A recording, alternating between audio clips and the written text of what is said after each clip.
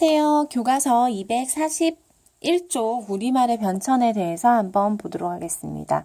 우리말의 변천이라는 건 과거, 현재, 미래로 이어지는 이 과정을 얘기하기 때문에 우리 미래는 아직 나타나지 않아서 우리가 알 수가 없잖아요. 근데 과거의 글을 보고 현재랑 비교를 하면서 과거에는 어땠고 현재는 어땠다라는 것을 확인하는 데 포인트가 있어요. 그래서 학습 목표를 보게 되면 고대 국어, 중세 국어, 근대 국어의 특징을 이해를 하고 또 그러한 것들을 역사적 자료를 통해서 탐구를 해봅시다. 이렇게 되어 있습니다. 뒷장으로 넘어가서 보면 이쪽에는 고대 국어에 대한 이야기가, 그리고 다음 장에는 중세 국어에 관한 이야기가, 또 그 다음 장에는 근대 국어에 관한 이야기가 나와 있습니다. 먼저 고대 국어를 보도록 할게요. 페이지는 242쪽입니다.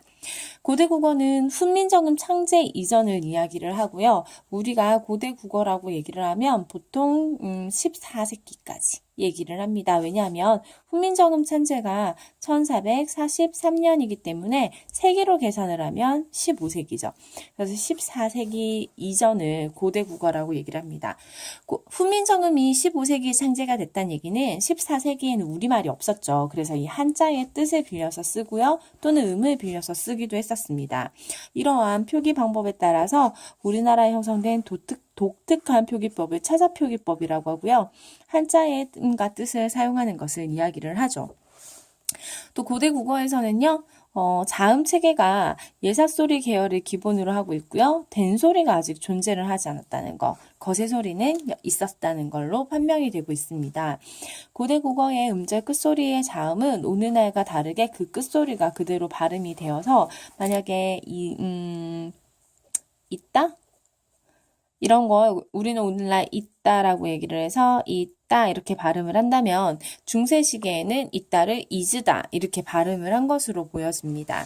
또요, 고대 국어의 문법 사항이 볼 수 있는데요. 이 문법 사항은 향찰과 이두를 통해서 나타나고 있습니다.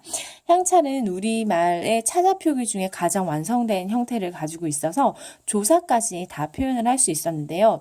우리말의 어순에 맞추다 보니까 중국의 말과는 맞지 않아요. 그래서 중국식으로 해석을 하면 해석이 되지 않는 거죠.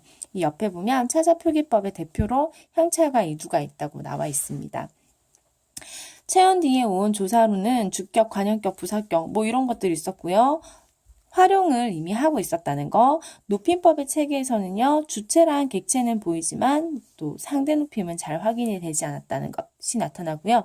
어휘적인 측면에서는 중세 국어와 전반적으로 일치를 하고 있었다는 거. 하지만 뭐 소멸되거나 사라진 것들이 여전히 보이게 되고요.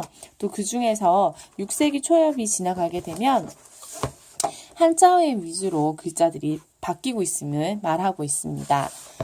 이쪽을 넘어와서 보시면 니끔이라는 이 한글로 되어 있는 두 글자를 한자어로 이야기를 하면 세 글자가 되고 있는 거 보이세요? 받침을 얘기를 하고 있다는 것 앞에서 설명드렸던 기억과 같은 내용으로 보여집니다.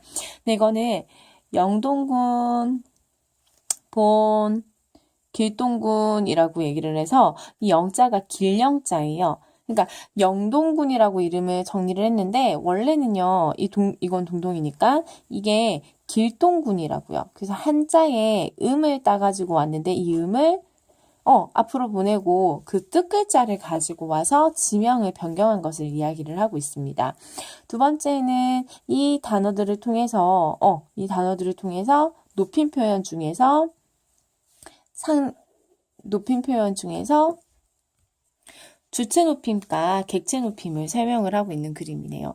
요거는 생사로운 이렇게 되는데 이 로자가 무슨 로자예요? 길로자죠? 여기는 수물은자거든요. 그래서 여기에 있는 이 길은에서 길은이라고 따가지고 온 것으로 보여져서 한자의 음과 뜻을 따서 이렇게 만들었다고 이야기를 하고 있습니다. 요 밑에 나타나고 있는 이 표기법은요. 여기를 보시면 소나, 호군, 금천이라고 해서 소나는 5월 금천이에요. 이렇게 이야기를 하는 거거든요. 그죠? 그래서 이 소나라고 발음할 때는 이렇게, 금천이라고 쓸 때는 이렇게 쓰는 건데, 발음을 했을 때는 금천이라고 썼다는 거니까, 그죠? 소나라고 하거나 금천이라고 썼습니다 할 때 이 금천이 이거를 따온 게 아닐까. 그래서 이 같은 뜻의 한자어를 표기할 때 음을 따거나 또는 뜻을 따오거나 이렇게 표기를 하는 거죠. 일명 뭐예요? 차자표기법에 대한 예가 되겠습니다. 오케이, 됐어요. 그러면 제가 드린 프린트에 여기는 프린트 39쪽이에요. 39쪽의 프린트를 보게 되면 고대 국어의 특징이 간략하게 정리가 되어 있습니다. 일단 고대 국어는 만주와 한반도 지역에서 쓰였던 우리말이었고요. 고구려, 백제, 신라어로 분화되어서 각각 발전이 되다가 통일신라가 될 때, 그죠? 통일신라가 되면서 경주말 중심으로 언어가 통일됐습니다.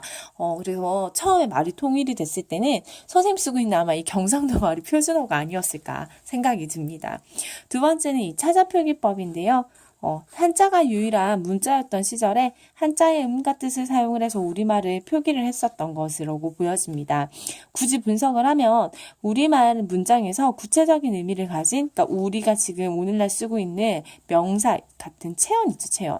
체언이나 용언이나 이러한 것들은 의미를 가지고 있는 실제 형태소의 경우에는 한자의 뜻을 빌려 썼던 거라고 생각이 들고요. 그 다음에 형식 형태소, 주로 조사죠, 조사.